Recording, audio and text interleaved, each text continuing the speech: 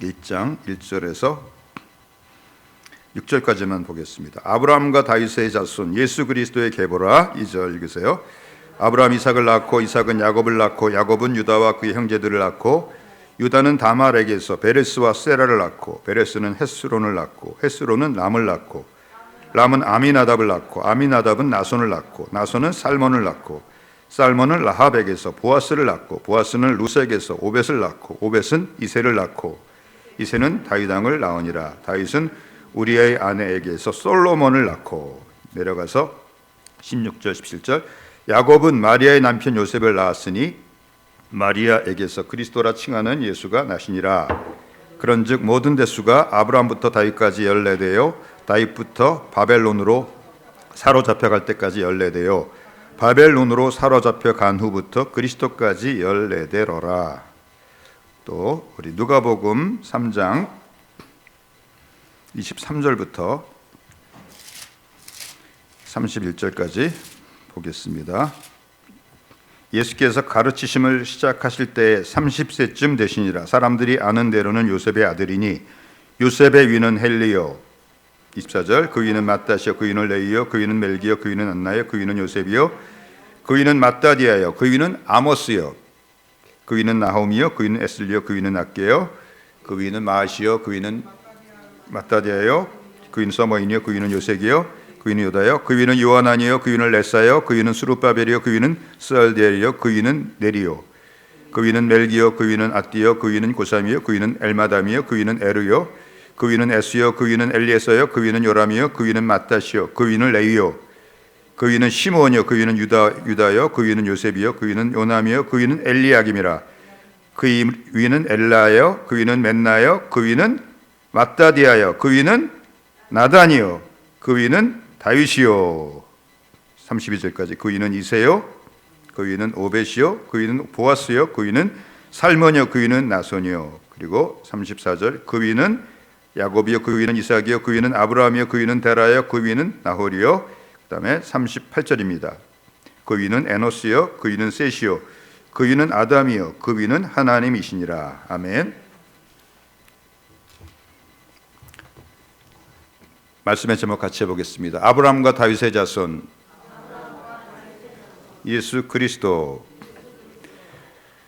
오늘 말씀을 이렇게 전할 본문을 보니까 1, 2부 예배에도 족보에 관한 말씀이고 또 3부 예배도 또 족보에 관한 말씀이에요. 성경은 족보의 책입니다. 누구의 족보요? 예수님의 족보에 관한 책입니다. 요한복음 5장 39절에서 예수님께서 너희가 성경에서 영생을 얻는 줄 생각하고 성경을 상고하거니와 이 성경이 곧 내게 대하여 증언하는 것이니라 말씀하셨습니다. 그러니까 성경이 누구에 대해서 말씀하는 거예요? 그러니까 성경의 주인공이 누구세요? 예수님이죠. 그러니까 예수님이 이 땅에 오시기까지의 그 족보에 대해서 성경이 말씀하는 것은 당연합니다. 마태복음 1장에 아브라함과 다윗의 자손 예수 그리스도의 세계라 족보란 말이죠. 이렇게 시작하는 것은 구약 성경 전체를 17절로 요약한 것이라고 할 수 있습니다. 구약 성경에 기록된 모든 인물과 사건들은 결국 예수님께서 이 땅에 오시기까지 하나님께서 사용하신 모든 인물들과 사건들인데 그것들을 이제 엑기스를 뽑아서 축약하고 또 다시 그 중에 엑기스를 뽑아 축약하고 축약하다 보니 예수님께서 이 땅에 오시기까지 수고하신 믿음으로 수고한 사람들의 족보만 남았다는 것입니다. 아멘. 마태복음의 족보가 조금 전에 살펴보았듯이 누가복음의 족보와는 다릅니다. 마태복음의 족보는 아브라함과 다윗의 자손 예수 그리스도의 세계라 시작해서 아브라함부터 시작해서 예수님까지 내려오고 반대로 누가복음의 족보는 예수님에게서 시작해서 거슬러서 올라가서 아브라함, 더 올라가서 아담, 더 올라가서 하나님까지 올라가요. 그 이유가 있습니다. 왜 마태복음에는 그럼 아담부터 시작하지 않고 아브라함부터 시작합니까? 마태복음서는 마태, 마가, 누가 이 세 복음서를 공관복음서, 같은 내용들을 세 사람이 같이 기록한, 같이 보았다는 뜻에서 공관복음서라고 하는데, 이 공관복음서 세 권 중에서 제일 먼저 쓰여진 복음서로서 이 마태복음은 원래 첫 번째 독자가 유대인들을 위해서 쓰여졌기에 히브리 말로 기록이 되었습니다. 그래서 사도 요한의 제자로 지금 터키 지방의 히에라폴리스 감독을 지낸 교부 파피아스라고 하는 사람의 증언에 의하면 마태가 이 복음서를 원래는 히브리 말로 기록을 했다고 합니다. 그리고 나중에 이제 헬라어로 기록되어서 번역이 돼서 우리에게까지 전해지게 된 것입니다. 아멘. 이렇게 하시는 이유가 있어요. 하나님께서는 복음을 전하시더라도 원래 약속하신 본 자손인 이스라엘 백성들에게부터 먼저 주시는 거예요. 아멘. 유대인들에게서부터 주시는 거예요. 왜냐하면 하나님은 약속을 지키시는 하나님이시기 때문입니다. 아멘. 그래서 예수님께서는 복음도 먼저 본 자손인 유대인들에게 전하셨습니다. 어떤 수로보니게 여인이 귀신 들린 자신의 딸을 데리고 와서 고쳐달라고 말씀드리니까 예수님께서 이렇게 말씀하셨어요. 자녀의 떡을 취하여 개들에게 던짐이 마땅치 아니하니라. 이방인들은 개 취급을 한 거죠. 이 여인의 믿음을 시험하신 거예요. 사실은 이 여인을 멸시하신 것이 아니고요. 그래도 네가 나를 따라오겠느냐 걸림돌을 놓으셨는데, 이 여인은 개들도 주인의 상에서 떨어지는 것은 먹지 않습니까? 예수님께서 그 믿음에 감탄하셨어요. 그래서 그 귀신들을 일단 고쳐주셨어요. 할렐루야. 사도 바울도 먼저 어느 지역에 가든지 유대인들의 회당에 들어가서 유대인들에게 먼저 복음을 전하고 그 다음에 그들이 거절하면 이방인들에게 갔어요. 왜요? 하나님께서 원래 아브라함과 언약하셨고 다윗과 언약하셨는데 본 자손이 이스라엘 백성들이요 유대인이기 때문입니다. 아멘. 자, 누가복음이 이방인의 사도인 사도 바울의 그 비서관이자 또 건강을 책임지는 의사 누가에 의해서 쓰여진 것은 다 아실 것입니다. 그러므로 누가복음은 이 마태, 마가, 누가, 요한 이 네 복음서 중에서도 이 사도 바울의 영향을 제일 많이 받아가지고 이방인들을 위해서 기록된 복음서입니다. 아멘. 왜 복음서가 네 권이나 돼요? 사람의 눈이 만약에 두 개가 아니고 하나가 되면 뭐가 제일 불편할까요? 입체감이 없어져요. 발을 막 헛디뎌요. 큰일 납니다. 계단에서 굴러 떨어져요. 근데 예수님에 대해서는 하나님께서 몇 개 눈으로 보게 하셨어요. 4개 눈으로 보게 하셔서 그분을 아주 입체적으로 깊고 넓고 풍성하게 알게 하신 줄 압니다. 아멘. 자, 그런데 왜 누가복음에는 족보가 예수님부터 시작해서 거꾸로 붙인 요셉으로 다시 위로 거슬러 올라가서 아담까지 올라갑니까? 이 족보 이름도 보니까 요셉부터 다윗의 아들인 나단까지는 달라요. 다윗 위부터는 또 똑같아요. 왜 그래요? 다윗에게 솔로몬이라는 아들이 있었고 솔로몬 쪽으로 쭉 내려가서 누가 오셨어요? 왕가의 후손으로 요셉의 아들로 예수님이 오셨어요. 아멘. 그리고 다윗에게 나단 선지자의 이름을 따서 나단이라고 이름 붙인 아들이 있었어요. 그래서 이 계보로도 쭉 내려가서 여기서 누가 태어나요? 누가복음의 족보는 마리아의 족보예요. 누구의 족보라고요? 그러니까 예수님은 법적으로 볼 때 아버지 족보로 봐도 아브라함과 다윗의 자손이에요. 어머니 마리아의 족보로 봐도 누구예요? 아브라함과 다윗의 자손으로 오셨어요. 할렐루야. 그런데 왜 이 누가복음에는 아브라함부터 시작하지 않고 아브라함을 또 거슬러 올라가서 아브라함의 아버지 데라 또 이렇게 쑥 올라가서 마침내 아담 하나님까지 올라가는 것입니까? 유대인들은 하나님께서 찾아오셔서 그들을 자기 백성 삼으시고 율법을 주신 하나님의 선민이죠. 근데 이방인들은 하나님을 잃어버렸어요. 아멘. 자기들 조상이 아담인 것도 잃어버렸어요. 그래서 뭐라 그래요? 원숭이가 자기 조상이래요. 너희들 조상이 원숭이가 아니야, 이 녀석들아. 그래서 그 조상들을 하나하나 거슬러 올라가서 그 뿌리를 찾아주는 거예요. 너희들 조상은 아담이란다. 근데 그 아담이 범죄해서 너희들이 지금 이렇게 죄악 가운데 살게 되었단다. 그리고 그 아담을 창조하신 분은 하나님이시란다. 그 하나님께로 가야 된다. 그렇게 말씀하는 것입니다. 아멘. 이 마태복음 1장 1절의 족보가 아브라함과 다윗의 자손 예수 그리스도의 세계라 족보라라고 시작하는 이유가 있습니다. 이 아브라함과 다윗도 여기 42명의 사람들 중에서 나오는 이름들이죠. 근데 그 중에 특별히 두 사람을 뽑아가지고 다시 제목에 타이틀에다가 넣어가지고 아브라함과 다윗의 자손 예수 그리스도의 세계라라고 이렇게 제목을 딱 쓰신 다음에 그 다음에 아브라함은 이삭을 낳고 이삭은 야곱을 낳고 야곱은 유다와 그의 형제를 낳고 유다는 다말에게서 베레스를 낳고 베레스는 헤스론을 낳고 이렇게 쭉 내려가죠. 그 이유가 있습니다. 첫 번째는 하나님께서 아브라함에게 그 후손을 통해서 메시아가 오게 하시겠다고 약속하셨고 다윗에게 네 후손을 통해서 메시아가 오게 하시겠다고 약속하셨는데 바로 예수님께서 그 아브라함에 약속하신 그 메시아라는 거예요. 다윗에게 보낸다고 약속하신 다윗의 후손으로 오신다고 약속하신 그 메시아라는 거예요.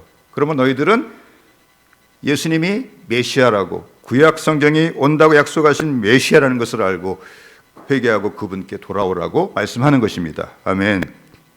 먼저 하나님께서는 아브라함에게 아브라함의 자손을 통하여 메시아가 올 것을 약속하셨습니다. 하나님께서는 아브라함이 독자 이삭을 번제로 바치라고 하는 하나님의 명령에 순종하여서 모리아산까지 가서 칼을 잡고 이제 그 숨통을 끊으려고 내려치는 순간에 얼마나 급하셨는지 천사를 보내서 아브라함아 아브라함아 하고 아브라함을 막으셨어요. 그리고 이렇게 천사를 통해 말씀하십니다. 창세기 22장 12절 말씀. 사자가 이르시되, 사자는 천사를 말합니다. 천사가 이르시되 그 아이에게 내 손을 대지 말라, 그에게 아무 일도 하지 말라. 내가 내 아들 내 독자까지도 내게 아끼지 아니하였으니 내가 이제야 내가 하나님을 경외하는 줄을 아노라. 할렐루야. 어떻게 얻은 아들이에요? 100세에 얻은 아들이에요. 그리고 이 아들을 통해서 자손이 하늘의 별처럼 바닷가의 모래알처럼 많아진다는 약속을 받은 그 아들이에요. 근데 죽이면 어떻게 해요? 근데 아브라함이 일단 순종한 거예요. 그리고 하나님께서 천사를 통해서 그 아이에게 손을 대지 말라고 말씀하시고 이제 아브라함이 정신이 나서 사방을 둘러보니까 한 순양이 그 뿔이 수풀에 걸려가지고 버둥거리고 있었습니다. 그래서 그 수양을 가져와서 이삭을 대신해서 번제로 불태워서 하나님께 바칩니다. 하나님께서 예비하신 이삭 대신 예비하신 이 순양 누구를 예표해요? 바로 우리 대신 십자가에서 우리 죄를 대신해서 죽으시고 부활하신 우리 주 예수 그리스도를 예표합니다. 할렐루야. 그리고 여호와의 사자가 하늘에서 두 번째 아브라함을 부르셔서 이렇게 말씀하십니다. 창세기 22장 16절에서 18절 보니까 이르시되 여호와께서 이르시기를 내가 나를 가리켜 맹세하노니 내가 이같이 행하여 내 아들 내 독자도 아끼지 아니하였은즉 내가 내게 큰 복을 주고 내 씨가 크게 번성하여 하늘의 별과 같고 바닷가의 모래와 같게 하리니 내 씨가 그 대적의 성문을 차지하리라. 또 내 씨로 말미암아 천하 만민이 복을 받으리니 이는 내가 나의 말을 준행하였음이니라 하셨다 하라. 여기 내 씨라고 할 때 히브리 말로 자라라고 하는 명사가 쓰였는데 식물에게 쓰일 때는 종자를 말하는 것이고 사람들에게 쓰일 때는 후손을 말하는 거예요. 근데 단수가 쓰였어요. 네 후손 중에 한 사람으로 말미암아 그 후손이 번성해서 하늘의 별처럼 많아지고 바닷가의 모래알처럼 많아지겠다는 거예요. 할렐루야. 그리고 그 내 후손 한 사람으로 말미암아 천하 만민이 복을 받게 될 것이고 원수의 성문을 부수게 된다는 거예요. 누구에 대한 약속이에요? 바로 아브라함의 후손으로 오실 메시아 예수 그리스도께서 하실 일에 대한 약속이에요. 할렐루야.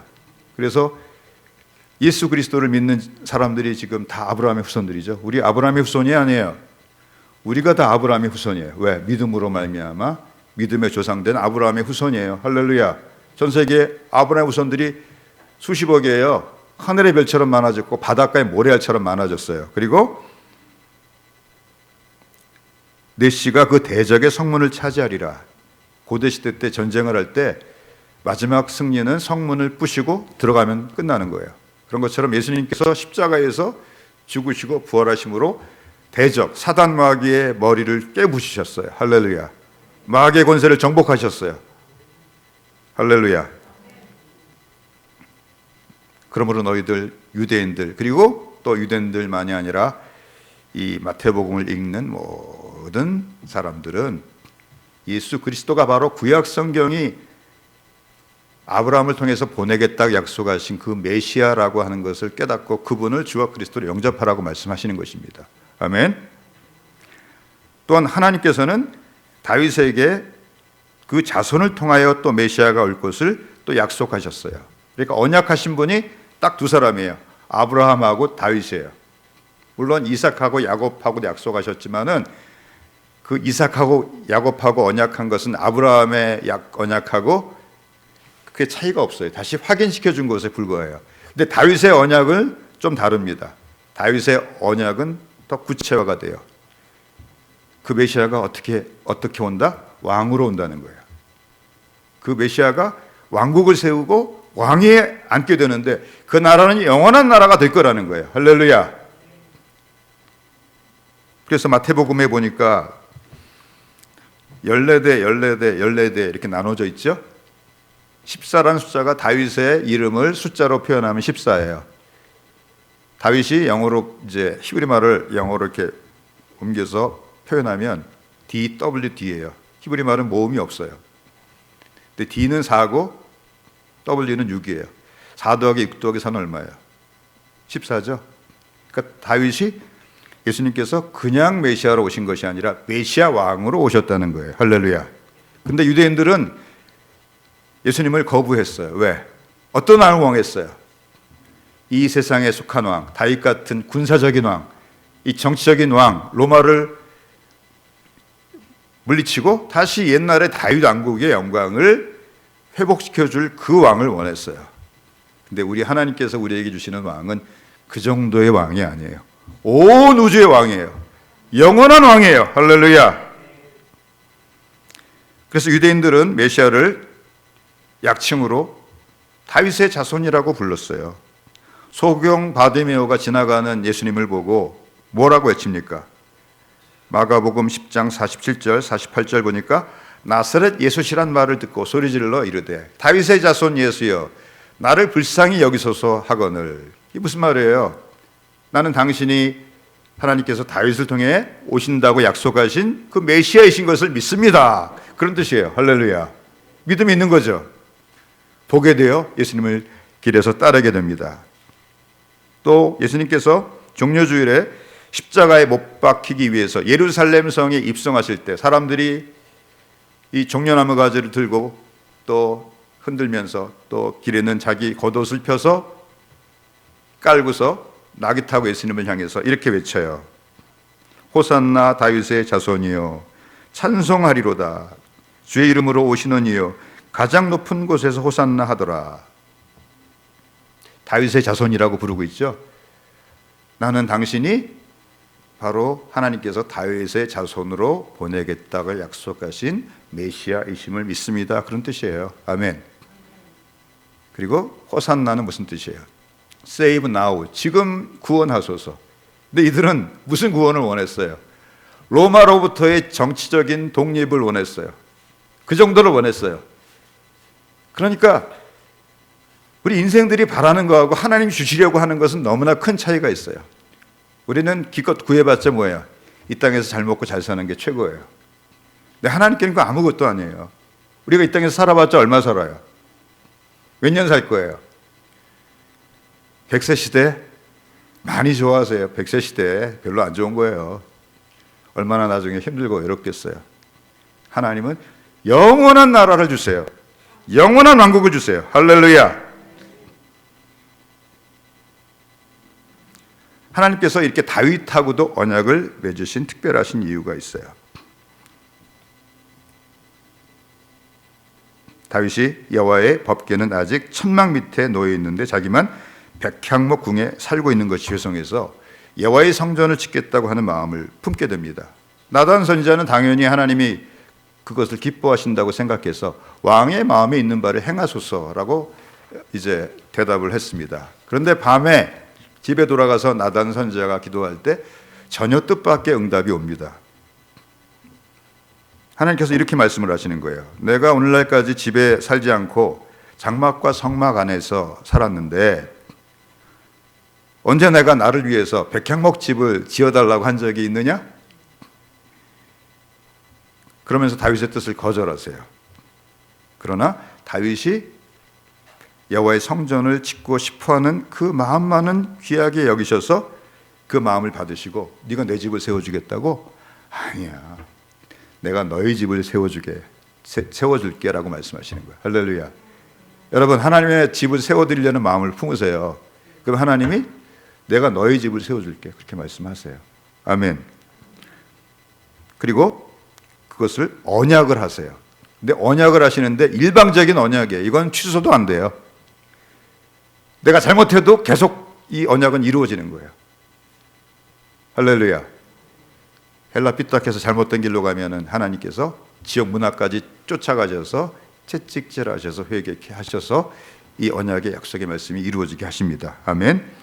사무엘하 7장 11절 16절 보니까 전에 내가 사사에게 명령하여 내 백성 이스라엘을 다스리던 때와 같이 아니하게 하고 너를 모든 원수에게서 벗어나 편히 쉬게 하리라. 여호와가 또 내게 이르노니 여호와가 너를 위하여 집을 짓고, 그냥 집이 아니고 이 집은 다윗에게는 다윗이 왕이기 때문에 왕실이에요. 너희 왕실을 세워주겠다는 거예요. 내 수완이 차서 내 조상들과 함께 누울 때 내가 내 몸에서 날 내 씨를 내 뒤에 세워 그의 나라를 견고하게 하리라. 그는 내 이름을 위하여 집을 건축할 것이요 나는 그의 나라 왕위를 견고하게 하리라. 이 말씀은 1차적으로는 누구에게 이루어집니까? 솔로몬에게 이루어지죠.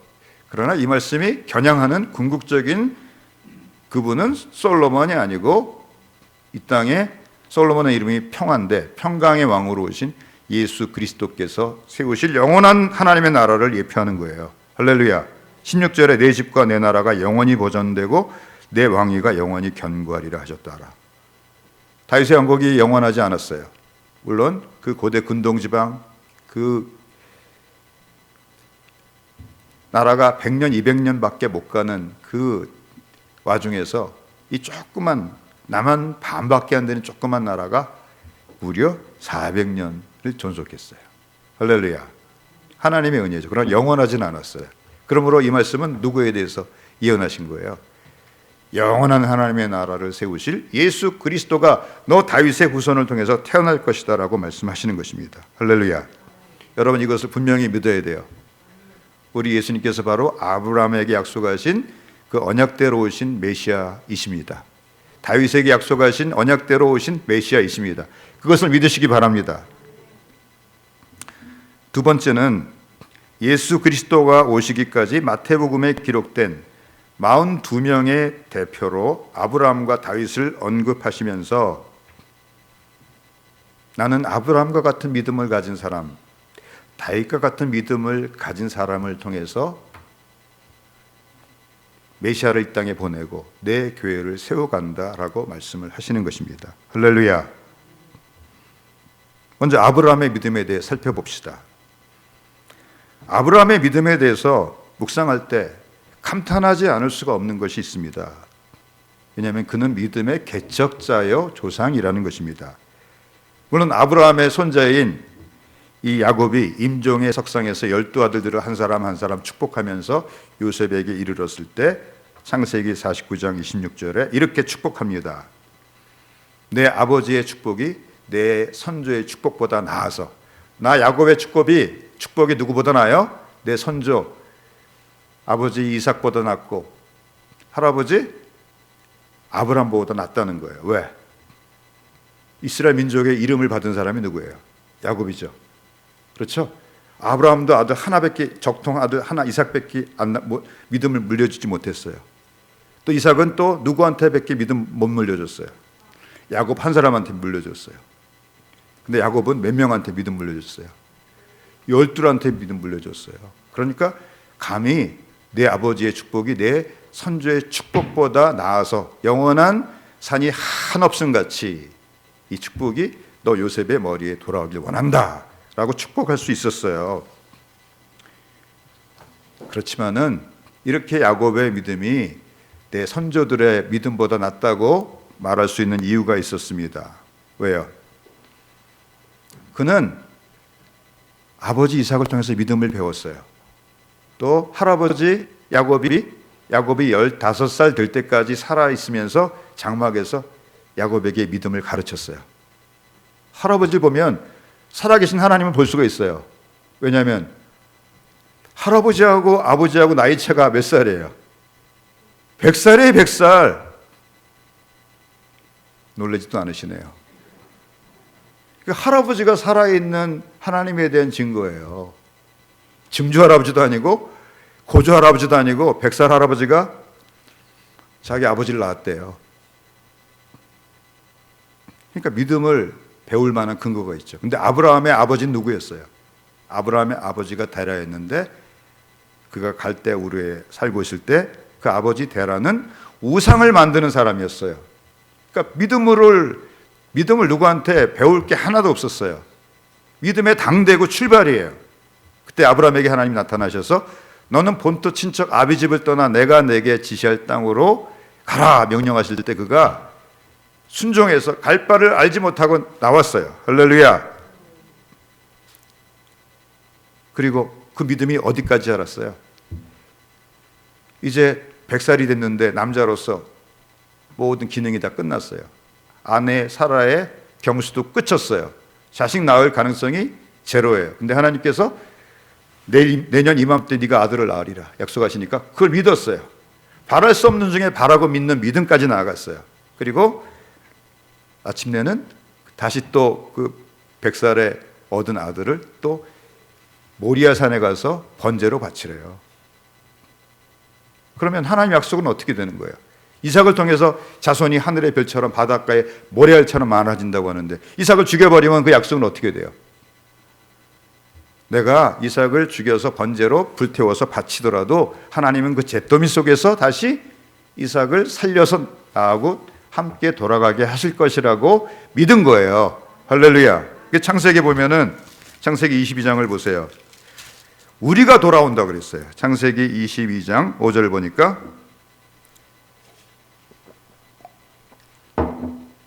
이 아브라함이 종들에게 이르되 너희는 나귀와 함께 여기서 기다리라. 내가 아이와 함께 저기 가서 예배하고. 누가 돌아와요? 우리가 너희에게로 돌아오리라 그랬죠.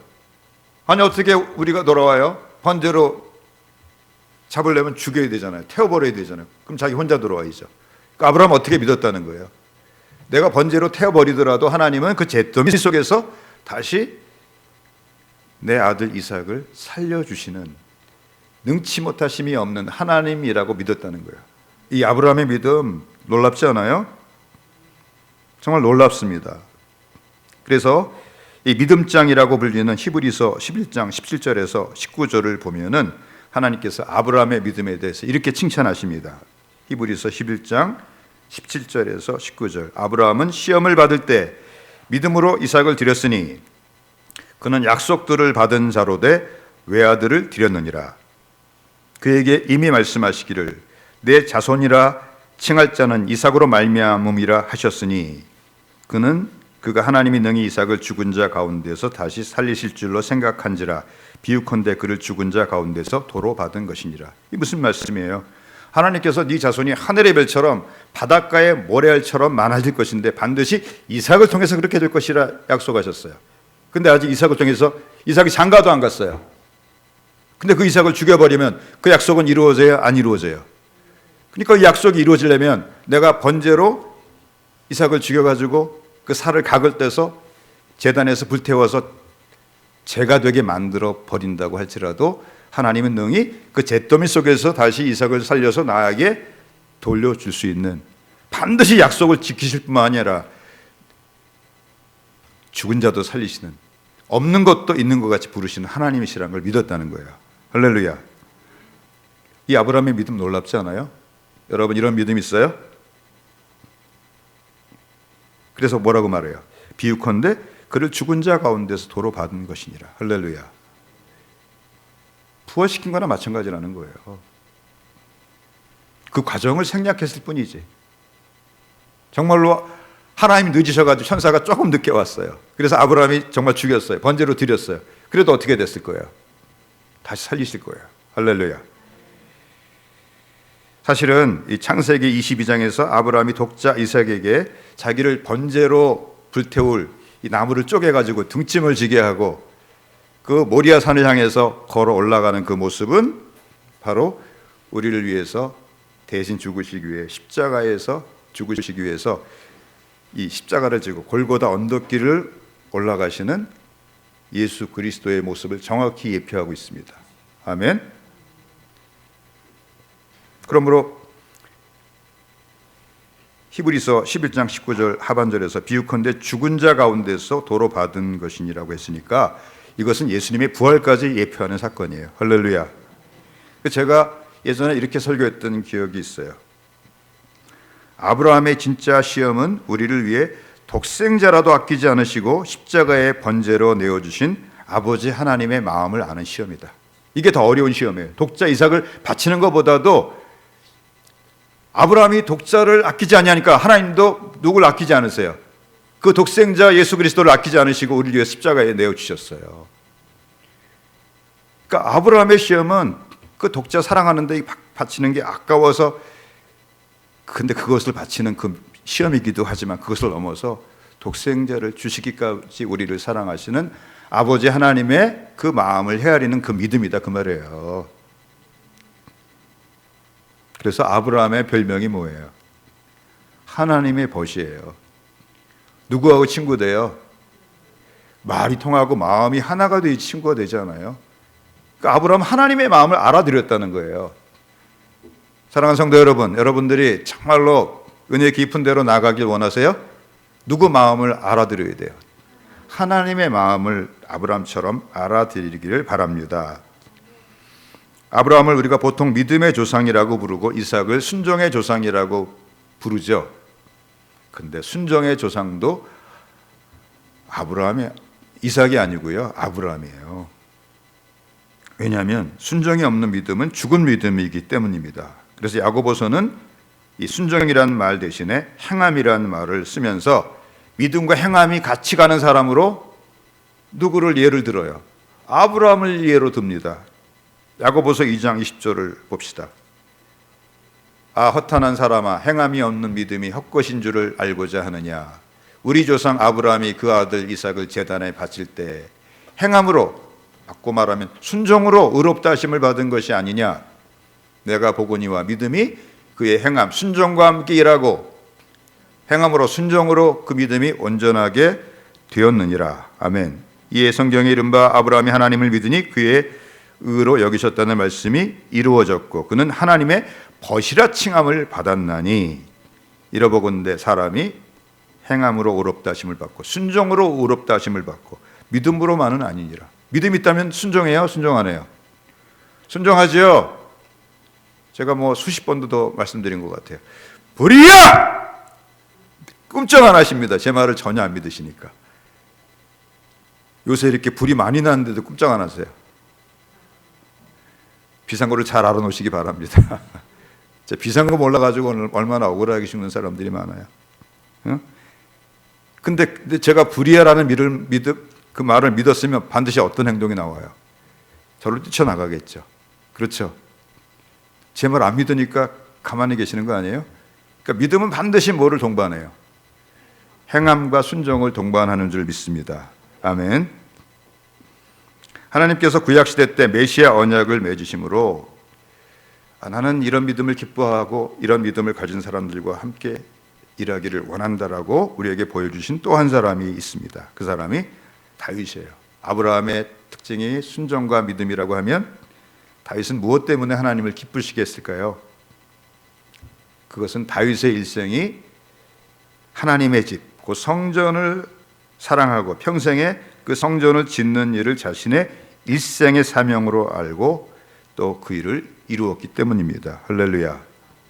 다윗 언약이 사무엘하 7장에 나오는데 바로 전장인 사무엘하 6장에 보면은 다윗이 법궤를 다윗성으로 이렇게 모셔오는 얘기가 나와요. 다윗이 얼마나 기쁜지, 그 당시 이제 옷이 치마 같은 옷인데 막 춤을 추다 보니까 옷이 막 올라갔는지 다윗의 하체가 드러났어요. 그러니까 집에 들어오니까 이제 왕비 미갈이 핀잔을 합니다. 왕이 채신머리 없게. 그게 뭐 하는 짓이냐 하는 거죠. 사무엘하 6장 20절 보니까 다윗이 자기 가족에게 축복하러 돌아오매 사울의 딸 미갈이 나와서 다윗을 맞으며 이르되 이스라엘 왕이 오늘 어떻게 영화로우신지 방탕한 자가 염치 없이 자기 몸을 드러내는 것처럼 오늘 그의 신복의 계집종의 눈앞에서 몸을 드러내셨도다 하니, 여기 신복이란 말도 종이란 뜻이에요. 종들의 계집종이니까 가장 낮은 자 앞에서 부끄러움을 보이셨으니까 얼마나 창피한 일이냐, 그렇게 이제 책망하는 거예요. 왕의 위신을 좀 지키셔야지.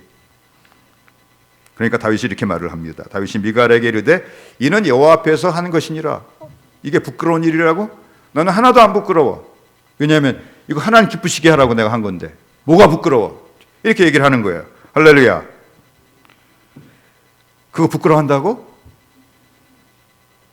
다윗이 미갈에게 이르되 이는 여호와 앞에서 한 것이니라. 그가 내 아버지와 그의 온 집을 버리시고 나를 택하사 나를 여호와의 백성 이스라엘의 주권자로 삼으셨으니 내가 여호와 앞에서 뛰놀리라. 그렇게 체면을 중시하고 사람들 앞에 높아지기 원하는 당신의 아버지의 그 왕권이 나한테 왔어. 왜 왔는지 알아? 나는 하나님을 기쁘시게 하고 원하는 사람이기 때문이야. 그렇게 말을 하는 거예요. 내가 이보다 낮아져서 스스로 천하게 보일지라도 내가 말한 바 계집종에게는 내가 높임을 받으리라 하는도다. 그렇다고 멸시받는 게 아니고 그렇다고 낮아지는 게 아니야. 낮아지고 높아지는 것은 하나님께 있는 거야 라고 하는 다윗의 믿음이 있는 거예요. 그러므로 사울의 딸 미갈이 죽는 날까지 그에게 자식이 없으니라. 사울의 딸 미갈이 죽는 날까지 자식이 왜 없어요? 두 가지 해석이 가능해요. 하늘을 바라야 별을 따죠. 그 다음부터는 다윗이 마음이 상해가지고 사울의 딸 미갈의 침소를 찾지 않는 거예요. 근데 저는 다윗이 그렇게 잔인한 사람이 아니라고 생각을 합니다. 어쩌면 다윗은 자기의 왕권의 정통성을 키우기 위해서 사울의 딸인 미갈하고 사이에 아들이 나면 그 아들을 자기의 후계자로 세우려고 마음을 먹었을 거예요. 그런데 그게 안 되는 거예요. 누가 막으시는 거예요? 하나님이 막으시는 거예요. 왜? 법궤가 들어오는 것을 누가 멸시했어요? 미갈이 멸시했어요. 그게 뭐 대수로운 일이라고 왕이 직접 나가서 춤까지 춰요. 그 부하들한테 맡기지. 그러니까 하나님을 멸시한 거죠. 그러니까 여자가 제일 멸시받는 일이 뭐예요? 구약시대 때 자식이 없는 거예요. 자식이 없는 거예요.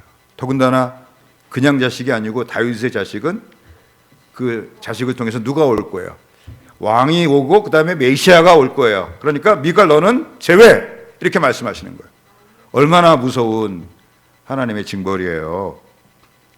다윗이 왜 이처럼 여호와의 언약궤가 다윗성으로 70년 만에 들어오는 것을 기뻐했습니까?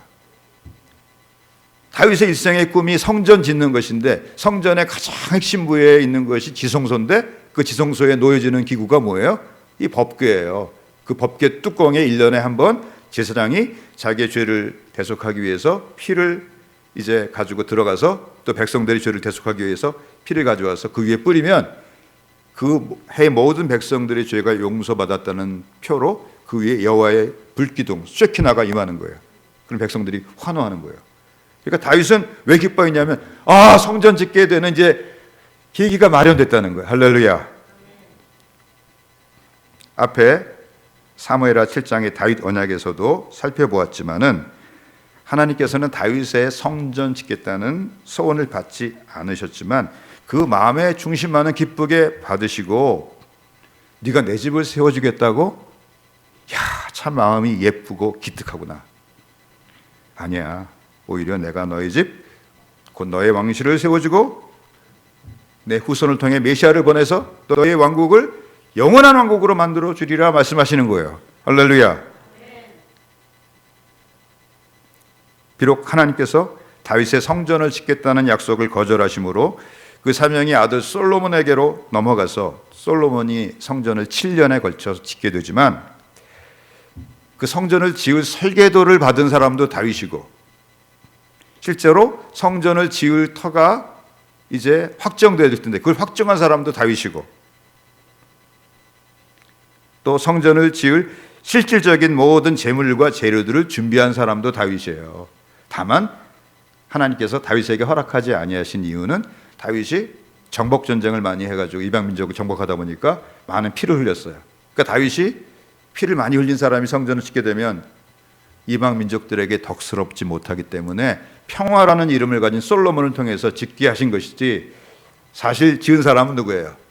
다윗이 지은 줄 믿습니다. 먼저 설계도를 보세요. 역대상 28장 18절 19절 보니까 또 향단에 쓸 순금과 또 수레 곧 금 그룹들의 설계도대로 만들 금의 무게를 정해주니 이 그룹들은 날개를 펴서 여호와의 언약궤를 덮는 것이니라.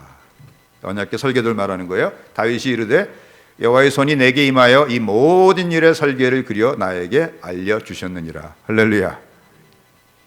뭐 방서라는 은사가 있다 그래요. 난 방서라는 은사 본 적이 없는데 하나님께서 다윗을 감동하시니까 다윗이 막 그림을 그렸는데 이게 뭐가 된 거예요? 성전의 모든 기구들 설계도가 다 된 거예요. 할렐루야. 또 성전 지휘터도 다윗이 확정했어요. 다윗이 값주고 샀어요. 역대상 21장 26절 27절 보니까 그리하여 다윗은 그 턱값으로 금 600세겔을 달아 오르난에게 주고 다윗이 거기서 여호와께 제단을 쌓고 번제와 화목제를 드려 여호와께 아뢰었더니 여호와께서 하늘에서부터 번제단 위에 불을 내려 응답하시고 여호와께서 천사를 명령하심에 그가 칼을 칼집에 꽂았더라. 아멘. 그리고 그 아들 솔로몬이 이 성전토에다가 성전을 짓게 되는 거예요. 역대하 3장 1절. 솔로몬이 예루살렘 모리아 산에 여호와의 전 건축하기를 시작하니 그곳은 전에 여호와께서 그의 아버지 다윗에게 나타나신 곳이요 여부스 사람 오르난의 타작마당에 다윗이 정한 곳이라. 그러니까 이 모리아산 어떤 곳이에요? 아브라함이 이삭을 번제로 바쳤던 그곳이에요. 근데 그곳이 나중에 타작마당으로 쓰여지다가 다윗에 의해서 성전 지을 터로 확정됐는데 하나님이 그것을 인정하셨어요. 맞아, 그곳이야. 그러니까 누구하고 누구 믿음이 이 모리아산에서 만났어요. 아브라함이 이삭을 번제로 바친 그 믿음, 다윗이 이 성전을 지으려고 하는 그 믿음, 여기서 만났어요. 이건 다 누구를 예표하고 있어요? 예수 그리스도의 십자가 대속의 죽으심과 그분의 죽으심과 부활로 세워질 교회를 예표하는 거예요. 할렐루야.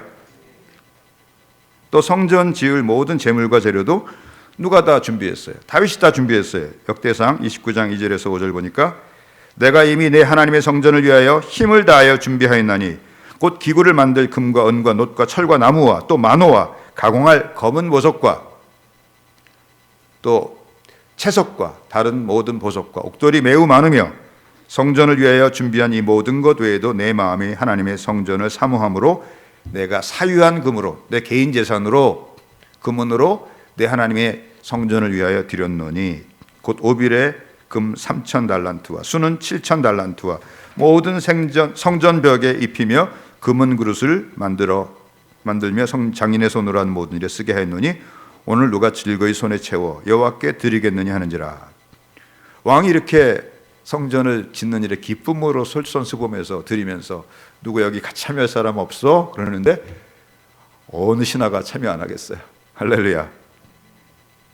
그래서 역대상 29장 6절에서 9절 보니까 이에 모든 가문의 지도자들과 이스라엘 모든 지파와 지도자들과 천부장과 백부장과 왕의 사무관이 다 즐거이 드리되 하나님의 성전 공사를 위하여 금 5,000달란트와 금 10,000다릭 은 10,000달란트와 놋 18,000달란트와 철 100,000달란트로 드리고 보석을 가진 모든 사람은 게르손 사람 여이엘의 손에 맡겨 여호와의 성전 곳간에 드렸더라.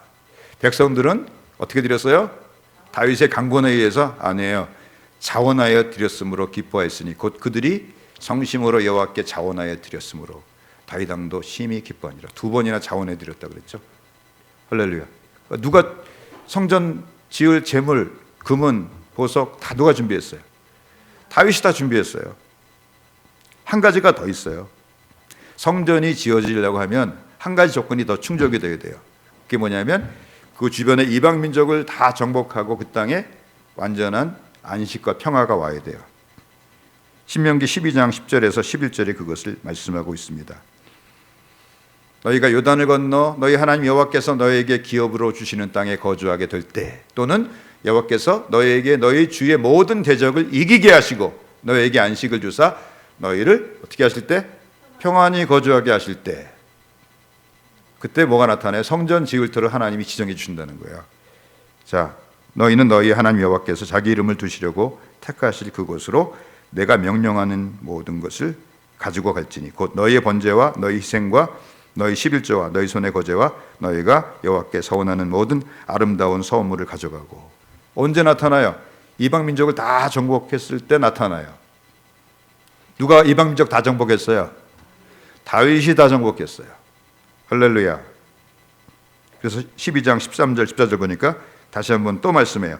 너는 삼가서 내게 보이는 아무 곳에서나 번제를 드리지 말고 오직 너희의 한 지파 중에서 여호와께서 택하실 그곳에서 번제를 드리고 또 내가 내게 명령하는 모든 것을 거기서 행할지니라. 무슨 말이에요? 아무 데서나 제사 드리지 말고 하나님이 유다 지파 중에서 택하신 예루살렘 성전, 거기 모리아 성전에 지어진 그 성전까지 1년에 3번, 봄에는 6월절, 초여름에는 맥추절, 가을, 연말에는 수장절을 거기 와서 지키면서 하나님께 제사 드리라는 말씀이에요. 할렐루야. 그래서 열왕기에 보면은 그 왕을 평가하는 기준 중에 하나가 산당을 제거했느냐, 산당을 제거하지 않았느냐가 중요한 평가 기준이 돼요. 그 산당은 우상 숭배하는 곳이 아니에요. 하나님께 제사 드리는데 예루살렘까지 가니까 머니까 어디서 드리는 거예요? 가까운 산당에서 드리는 거예요. 자기는 하나님 기쁘시게 한다고 자기 마음대로 했는데 하나님을 기쁘시게 했어요? 기쁘시게 하지 못했어요. 하나님을 기쁘시게 하지 못했어요. 반드시 어디까지 와서 제사 드려야 돼요? 예루살렘 성전까지 와서 제사 드려야 돼요. 그러니까 신앙에 제일 무서운 게 뭐예요? 편의주의예요. 편의주의. 내 편의대로 하다 보면 끝이 있어요, 없어요? 끝이 없어요. 왜 교회가 이렇게 힘이 없어졌어요? 다 편리한 거. 옛날에 추워도 벌벌 떨어도 여기 와서 예배 드렸어요. 옛날에 에어컨이 어디 있습니까? 땀 뻘뻘 흘리면서 예배 드렸죠. 수련회 가면은 자갈밭에다가 돗자리 하나 깔고 그 자갈 밑에서 막 자는 거예요. 우리 민성이, 하람이, 또 누구야? 주연이. 그런 데서 다 3박 4일 자면서 우리가 수련회 했어요. 할렐루야. 다윗 왕 시대의 이 모든 풍성한 금은보화가 다 어디서 나왔습니까? 다윗이 이방 민족을 정복하면서 얻은 노획물들이에요. 그러므로 사무엘하 7장 1절에 여호와께서 주의 모든 원수를 무찌르사 왕으로 궁에 평안히 살게 하신 때, 이 말씀은 다윗이 판단하기에 성전 지을 때가 이르렀다는 거예요. 다윗이 그냥 죄송해서만 그런 게 아니고 이제 모든 여건이 신명기 12장 말씀에 비추어서 무르익었다는 거예요. 근데 하나님이 허락하지 않으셨어요. 왜? 다윗 너는 군인으로 너무나 많은 피를 흘렸기 때문에 네 손으로 직접 지으면 주변의 이방 민족들에게 그 성전은 평화의 상징이 아니고 공포의 상징이 돼. 네 아들 솔로몬, 평화라는 이름을 가진 네 아들 솔로몬이 짓게 해서 그 성전이 하나님과 죄인 사이의 평화, 화목을 상징하는 곳이 되게 하라고 말씀하시는 것입니다. 할렐루야.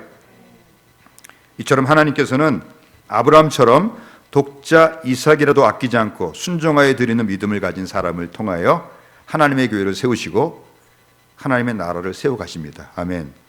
또 이처럼 하나님께서는 다윗처럼 주님의 성전, 구약의 성전은 신약의 교회예요. 주님의 몸된 교회를 세우는 일을 평생의 사명으로 삼고 살아가는 사람을 기뻐하사 그를 통해서 하나님의 교회를 세우시고 하나님의 나라를 세워가십니다. 할렐루야. 주님은 지금도 아브라함 같은 믿음의 사람, 다윗과 같은 믿음의 사람을 통해서 당신의 교회를 세워나가시며 하나님의 나라를 확장해 가세요. 나에게도 아브라함 같은 믿음 달라고 기도하시고요, 다윗처럼 하나님의 성전을 세우는, 교회를 세우는 그 일에 내 몸과 마음과 뜻과 재물과 전 인생을 드리는 사람이 되게 하시옵소서 기도를 하시기 바랍니다. 제가 1992년도에 어떤 계기로 이 주님의 몸된 교회를 위해서, 또 하나님의 나라를 위해서 하나님이 저에게 옥합을 끼워서 주님께 드리게 하셨어요. 근데 그 일로 말미암아서 경제적으로 많이 몇 년 동안 힘들어 고생했는데 2년 동안 이사를 5번을 했습니다. 그렇지만은 26년이 지난 이후에 돌아보니까 잠깐 고생했지만 하나님이 다 경제적으로 채워주셨어요. 근데 경제적으로 채워주신 게 문제가 아니고요, 더 큰 걸 주셨어요. 할렐루야. 왜냐하면 제가 사역자로서 강단에 서서 말씀을 증거하는 순간에 말씀이 뻥 터져버렸어요. 할렐루야. 그 성경을 탁 피면은 제가 배운 적이 없는 말씀인데 무슨 뜻인지 다 알아요. 이게 무슨 말인지 알 사람만 알도다. 할렐루야. 이거 사역자들만 아는 건데, 사역자들이라고 해서 다 열리는 것은 아니에요. 그냥 신학교에서 배운 것 수준에서 평생 가르치다가 가는 분들도 많이 계시는데, 하나님이 저에게 말씀을 팍 열어주셨어요. 제가 설교를 하면은 제가 막 설교하면서 제가 어이가 없어요. 내가 이거, 어떨 때는 준비도 안 했어요. 강단에 서서 말씀을 막 전하는데 집에서 성경 말씀이 막 해석이 돼서 막 나오는 거예요. 준비도 안 했어요. 1시간씩. 누가 하시는 거예요? 하나님이 하시는 거고 성령님이 하시는 거죠. 저는 그 축복을 제가 주님 몸된 교회를 세우기 위해서 제 옥합을 깬 그 마음을 하나님이 받으셨다고 믿습니다. 아멘.